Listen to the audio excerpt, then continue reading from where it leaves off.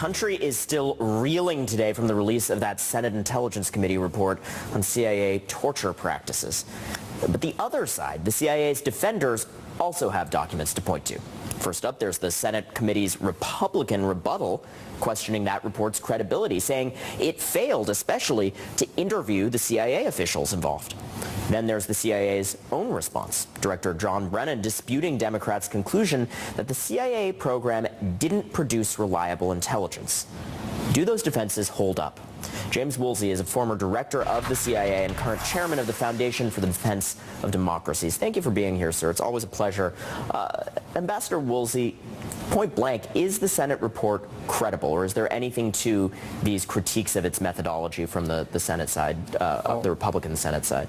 I think the 6 former directors and senior officials who signed off on a separate letter and report had it right. They labeled the Senate Democrats' report as poorly done and partisan. And I think any attempt to put together an assessment like that in which they intentionally ignored all other senior officials, did not talk to a single one, not a former director, not a former deputy director, not a former head of the clandestine service.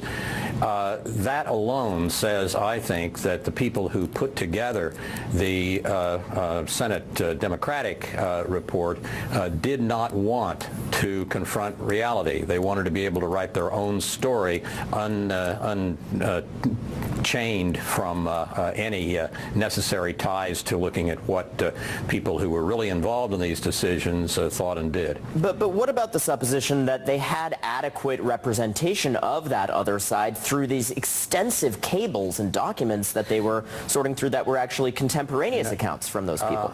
I practiced law for 22 years as a litigator, and I don't know anybody in the legal profession who would say, well, gee, yeah, I could have talked to witnesses. I could have talked to the people who allegedly did this and did that. There were dozens of them, but gee, I had the written materials. I wouldn't need to do that. That's just nuts. I mean, no professional who puts together reports or briefs or indictments or anything like that for a living would say that. That's just crazy. So let's talk about some of the specific critiques from especially former officials from within the CIA community. John Brennan and others have taken great issue with the conclusion that the CIA was keeping the White House in the dark. But people look at this report and they see President Bush wasn't given a detailed briefing until 2006, and it's hard to derive any other conclusion. Should the president have been briefed earlier? Was that just business as usual, that timeline? I don't know whether he was or wasn't briefed and to what level. I was gone from the agency by then, but the agency works for the president, and it would be extraordinary if they had not briefed him, especially they're in the middle of briefing the Congress all the time. And I don't know exactly what he was told and when, but to say that he wasn't briefed at all is, to me, is not credible.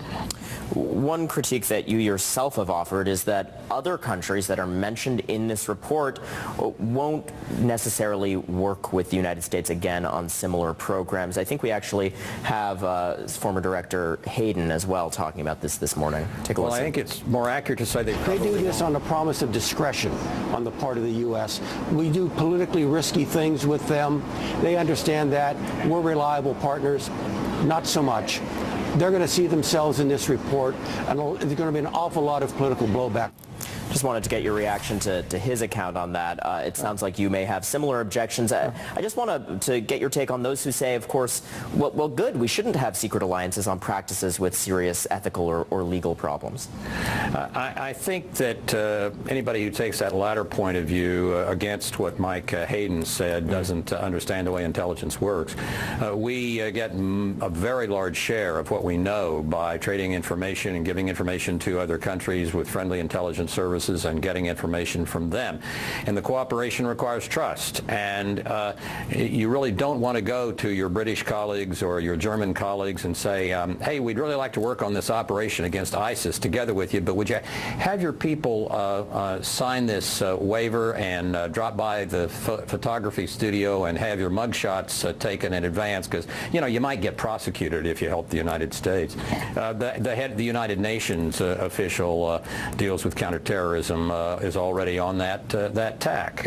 I mean, of course it's going to damage our ability to work with friendly intelligence services, maybe very, very severely. So looking at all of this, the current administration has stated that the Bush-era reading of the Convention Against Torture only applied, the Bush-era reading was that it only applied on U.S. soil. The current administration has said that's wrong. There's been sort of a tortured legal process I want to get your take on of exactly what our obligations under international treaty law should be. It seems like the compromise they've arrived at is that the U.S. exerts governmental authority in a place. It can't torture then in that place. Some say that still leaves the door open for torture at certain black sites, at certain places operated by foreign sovereign governments. Do you think that door is open under current policy, and do you think it should be? I haven't made a study of those legal and international law requirements, so I don't really feel confident to get into that, but I would say this. Under any reasonable set of principles, there's going to be a different standard for, let's say, a police officer in the United States who has apprehended someone who is potentially a terrorist, on the one hand, an individual on the battlefield, a second lieutenant on the battlefield who captures someone, and in the third case, someone who is in charge of the interrogation of Khalid Sheikh Mohammed, who alone, I think, beheaded 40 people and was the chief of staff of Al-Qaeda plotting their further attacks. Those are different circumstances, and the international law ought to permit and make it possible for people appropriately to behave differently in those different circumstances. But looking at all of these accounts that say it just doesn't help to behave differently under those circumstances, you're unswayed by that. In your own personal experience being in this role, you think it does help to use more extreme practices? Well, I was back in a happier era as Director of Central Intelligence. Not only did we not have any interrogations of prisoners, we didn't have any prisoners. This was 93, 94, 95. So I'm no expert at interrogation law. We didn't have to get into that. But I do think it's really very short-sighted of people to think that collecting intelligence from an individual is like connecting the dots, as a lot of people say. If you're talking about a children's game, the dots are numbered. In the real world, the dots aren't numbered, and you don't know what you have. And in order to find out whether someone is important, let's say Osama bin Laden's courier, Kashmiri, or not, you may come at it in a very circuitous way. And it's just not a world in which there are specific answers, a specific number on a dot, and you look, that one now fits. It's not like that. All right, another side of this conversation from former Director of Central Intelligence, James Woolsey. Thanks so much for your time today. Good to be with you.